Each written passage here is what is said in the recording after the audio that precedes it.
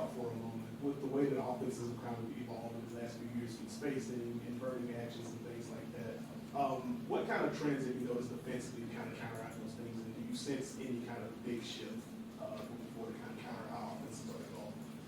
Yeah, I mean, it's interesting because one of the things that's changed is what you said. Really, the offenses have become simpler. What we do is we just play better offensive players. You know, we play less size, more skill, more shot making, more shot creation.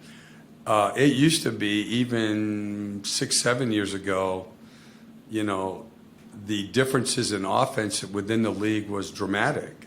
You know, if you played a Pop's team was a lot different than Doc's team or Spo's team. And now, to be honest, everybody plays pretty much the same way. I mean, it's about pace. We run the same sets.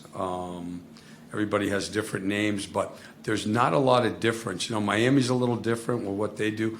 Golden State's unique because they play a lot better without the ball than everybody else does. But for the most part, you're not nearly as challenged defensively to make adjustments in terms of game planning from day to day. You have to be able to have better principles. For me, I think that, and we haven't been good defensively, but to me, is you have to be more aggressive.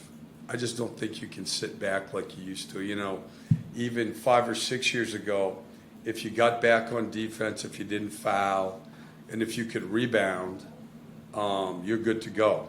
You know, unless your pick and roll defenses and stuff were terrible. Now, when you play a team like tonight, with the amount of space they have on the floor to play, to me, you can't sit back in a hole and hope they miss. You know, you've got to have ways to double team. You have to have ways to take the ball out of Devin's hands, Chris's hands, Kevin's hands. Most teams don't have 3 of them.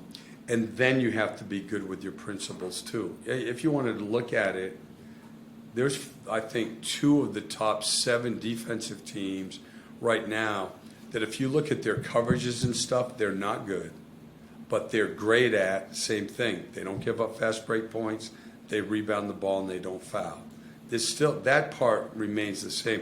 I just think there's more to it now. You've got to be aggressive. That's where I think, too, for me, and we started to do it a little bit, but I think the use of the zone is going to continue to grow in our league too.